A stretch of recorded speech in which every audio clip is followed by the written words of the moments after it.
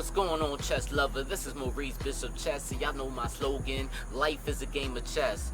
If y'all looking at my content for the first time and you're the one that want to get better in chess, whether it's opening, middle game, or end game, or maybe on my channel because you want to be entertained with the live bullet and blitz games that I play online, or maybe you want to find out not only how to be successful on the chessboard, but also successful in life. If this is you, make sure you hit that notification bell on, and also don't forget to hit the subscribe button. And guys, if you have any questions and any content that you want me to share, make sure you drop that comment below and I will give you the content that you requested. Without further ado, let's actually get right to this video. Alright guys, peace!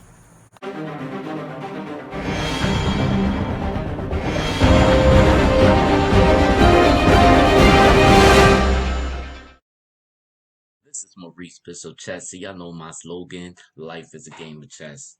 Alright guys, I want to show y'all, this is actually not no bullet game and everything. This is actual 3-minute blitz game. So I wanted to actually share with y'all, how this game went out, because this time I get to think more and all that. So this is how it goes. My opponent was actually pretty strong, but you'll see. So I played E4. My opponent played C5. B4. For all y'all that don't know, this is the Sicilian wing gambit. So this is what I played. He actually accepted, and I go A3. And instead of taking the pawn on A3, he decided to try to do a developing move, which is actually the right move to do. I take, he goes bishop catches B4. I go C3, bishop B7, and D4. D5 is played, and then I go E5. Now, my opponent, he went bishop F6, so I didn't know if that was a mouse slip, or I don't know if he was trying to go bishop F8, or I mean, I'm not really sure, or maybe he really did, I don't know.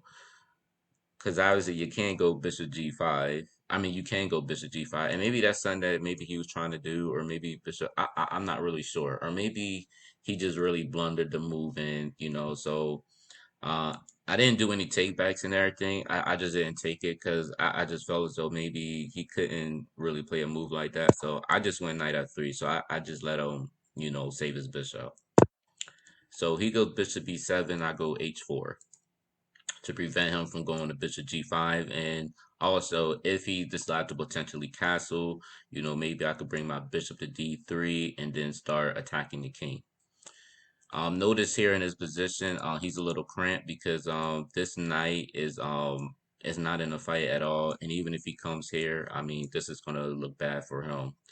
And it wouldn't really be no way for the king to really castle. I mean, he could castle king side, but he'll be out in the open, especially if he castle queen side.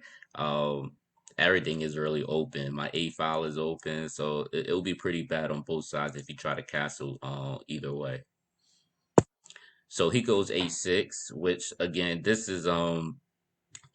really keeps the knight from going anywhere because of this. Now the knight has no squares to go, and his bishop on e7 is blocking the knight way from getting to that square. So this knight is out of the fight. So I have a lot of flexibility. So I go knight a3. My opponent goes bishop d7, and I go bishop d3. All I'm doing is just simple developing, getting my pieces out as fast as possible. He goes knight c6, and I go queen e2. He goes a6, and then I go bishop d2. Again, this is just a developing move, but also this pawn was potentially weak because maybe he could hit something with rook c8 or whatever, and maybe go queen c7. So I wanted to defend this pawn as possible, but also I want to get my rooks on some type of file, or especially if I decide to castle kingside, whatever the case may be. But my opponent goes on b5, and I go knight c2. Also to secure this square on b4, because now he's not going to be able to push. But it's not even just that though. Potentially I could go knight e3 as well, and maybe if I move this knight out the way, I could go f4 and f5. So knight a5, I go knight e3, and just to give y'all a heads up. Most people that I play, they usually play bishop captures a3. Even the engine actually suggests that. Um, in some ways, it's a good move. Like I said, there's theory behind this. Um, I personally, I personally would be happy if they do exchange their dark square bishop, because I have a dark square bishop and I could potentially create dark square weaknesses and everything. So to each his own. All right, so knight c2, knight a5 is played, and then I play knight e3. Um, he goes knight c4.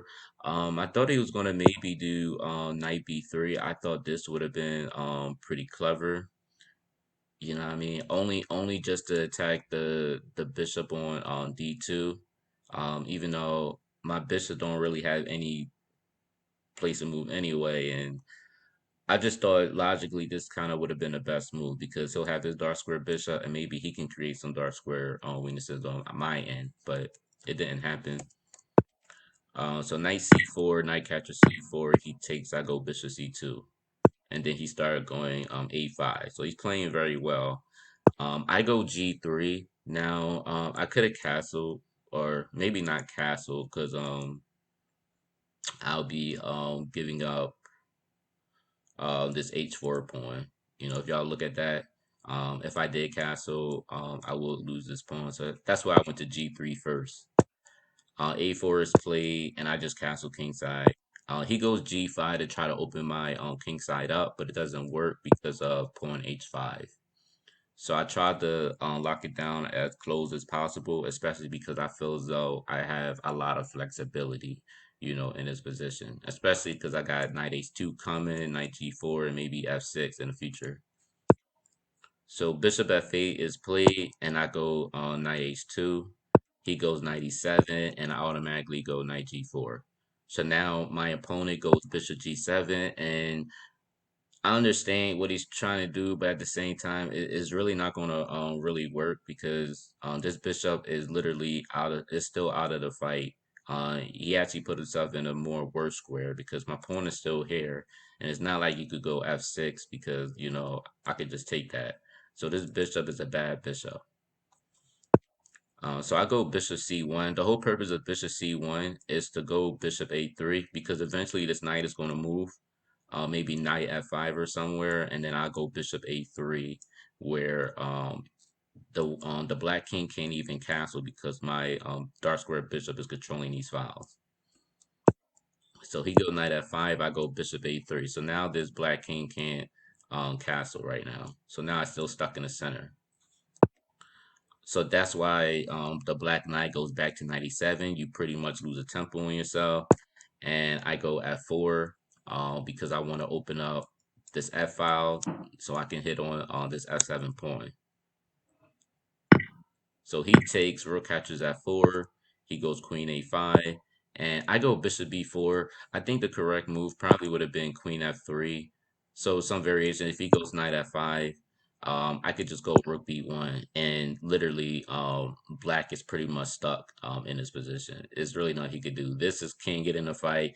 This queen really has no other really square to go to except for maybe c7, d8, or maybe if he going a6 or a7, you know. And then the rook, he can't go here because I'm controlling that file. So this becomes a bigger problem, especially with rook b7 coming in, you know. And then and of course I could potentially actually take this knight and then go knight f6 to really open up the e file. So it's yo man, it's crazy, guys. It's definitely crazy. Um, but yeah, let's go here. So I go bishop b4, he goes queen b6, and then I just go queen d1. I go queen d1 because I'm hitting this 3 times, you know, and obviously he's still not gonna be able to castle because he'll drop his knight. So that's why I went this route. But after he goes on knight f5 and everything, I immediately took bishop captures f5. And the reason why I did this, because after he takes, look at his pawn structure. So he has double pawns, but also eventually I can either push if I want to, or whatever I want to do. But what I did was I go knight e3. because I'm hitting this twice, and then I'm also hitting this pawn on d5, which is also weak. So I'm hitting that as well. And again, this bishop is so strong on this diagonal, so I'm really about to do some stuff. My opponent tried to do some tactical shots and everything, but obviously it just didn't work. Bishop captures e5. I guess he figured I was going to take the pawn. I know y'all can see that, guys. If bishop captures e5, and if I go d captures e5, then he goes queen captures e3 check, and then he gets a little initiative and everything. So we don't give him that at all. We don't give him that. So what I did in this position, I go knight captures d5. Knight captures d5. So as y'all can see, this is very, very bad for him. It doesn't matter where he goes. Even if he decides to go queen c6, I can still take this dark square bishop off, and he can't take my knight because my knight is secured by this queen. So it was a wrong sacrifice on his part. My opponent did another thing. I guess he knew he was going to lose the piece, so he just go bishop captures d4. I go rook captures d4, and then he, because right now I'm about to threat some like queen e1 check, or like it gets nasty. But my opponent did a blunder. He goes queen d6, and then I go bishop captures d6, and then my opponent resigned. So this was like definitely a massacre, guys. Definitely a massacre. But guys, I hope y'all enjoyed this video. Please like, please share, please comment. If you're seeing this content for the first time, make sure you turn on that notification bell on. And also, guys, don't forget to hit that subscribe button. All right, guys. Peace.